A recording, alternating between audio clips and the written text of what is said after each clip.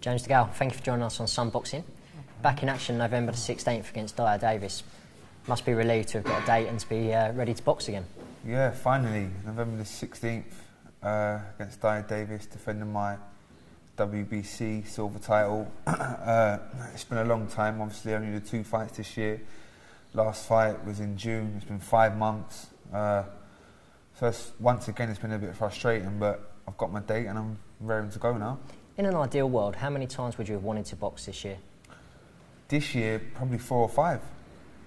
Obviously this is my third, so as I say, a bit frustrating, a bit annoying, but at least I've got my date and hopefully I can get a good win here.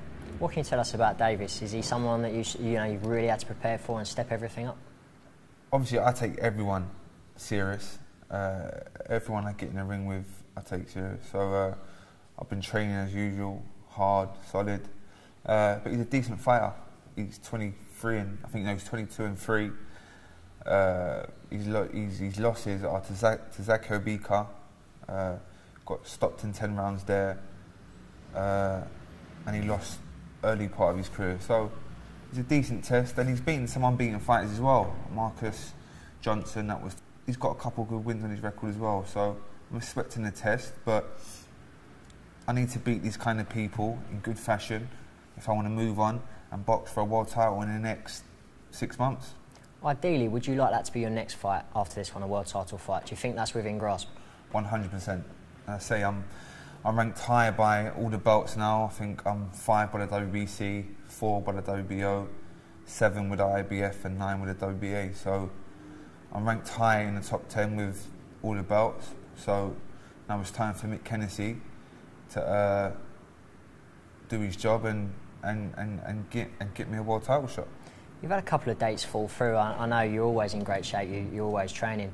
How frustrating though is that when it happens? You've got your date and then next day it's gone. Very, very annoying, but it's a part of boxing and that's what happens. So you just have to deal with it. But as I say, I'm a true professional. I'm always in the gym, ticking over. So I'm ready whenever. I know you can't reveal too much, but have you had any big names for sparring in the build-up to this one? Sparring John Ryder. He's another good kid, ambitious, good. He just lost on a tight decision to Billy Joe Saunders. I was helping him out. I was doing 8 and 10 rounds with him. Going up to Liverpool at the weekend, sparring Tony Bellew. He's preparing for his world title shot out in Canada. So I'm getting good quality sparring. Just makes it all easier on fight night.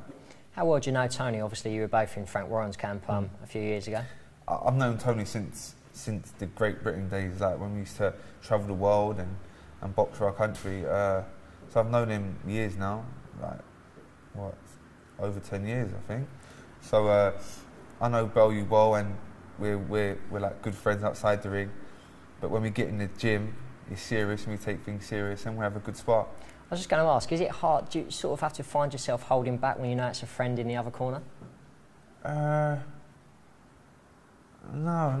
So because we've done it all our lives. When we get in the ring, we know we've got to do it because, and that's our job. That's what we've got to do. So no, when we spar, we go at it and we spar hard and we come out. We give each other a hug and tell each other what we was doing wrong and what we was doing well. So yeah, it's a bit nuts, isn't it? Our sport's crazy. How pleased are you for Tony that he's got his world title shot? It's something he's craved for so long. What Tony Bellew, his last couple of fights, I personally think have been good performances against world-class opponents. Edison Miranda, Chilemba. So he deserves his shot, and I've got a feeling, and I know it's not even a feeling. I know that he can beat Adonis Stevenson.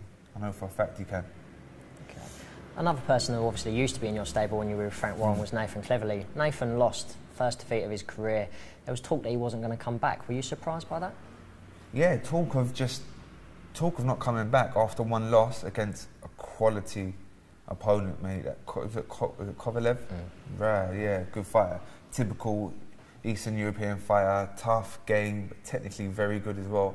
There's no shame in losing to him, but he didn't look the Nathan Cleverly we've seen in previous fights.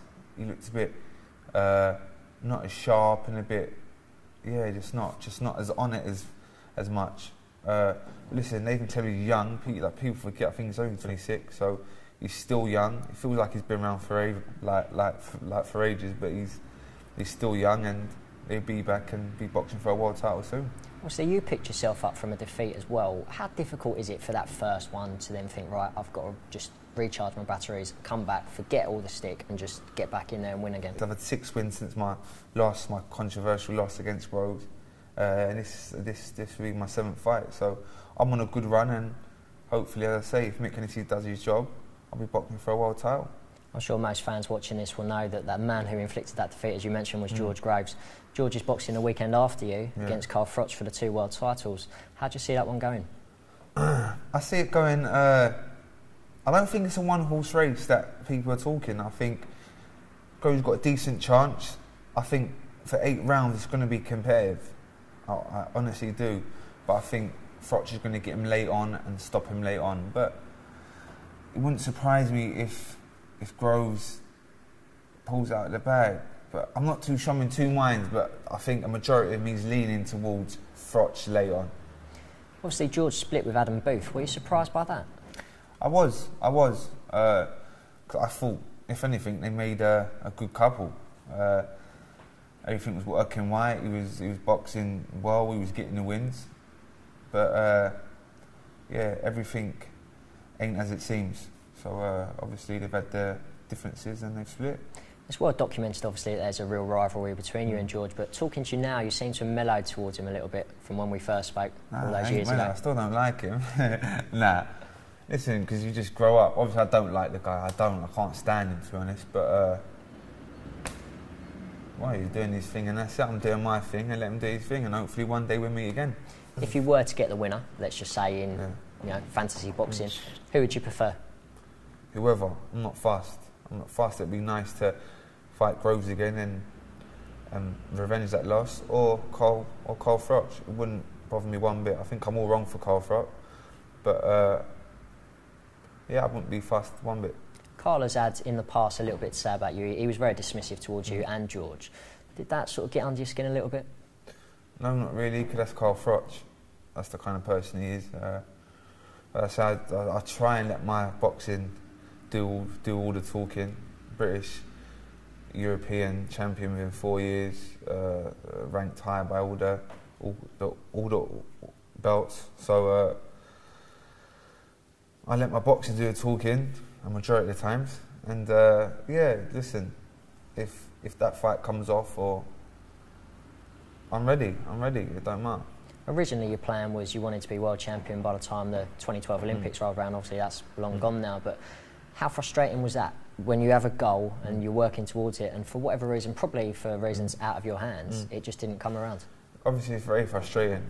It feels like I've been saying that for the past 3 years. It's my year this year. It's my year, but it's things that I can't sort. Obviously, things outside the ring, promoters, and different things outside the ring. That's sidetracked me. Like that's took me on another route. But as I say, once again, next year should be my year. Please God, everything works out right. As I say, no pressure, Mick Hennessy. It's your time after this fight, and I do a job on Dyer Davis. He should really get me in a position to box for a world title. So it's up to him. You're boxing against Davis at Glow in Bluewater. If your fans haven't got tickets yet, what would you say to get them down there? Get down there, man. It's gonna do a bit of shopping, go for a little munch, and come and watch a great night of boxing. Your very own Olympic gold medalist. Get down there and watch me take another step towards that world title. James, thank you for your time. Good luck on the 16th.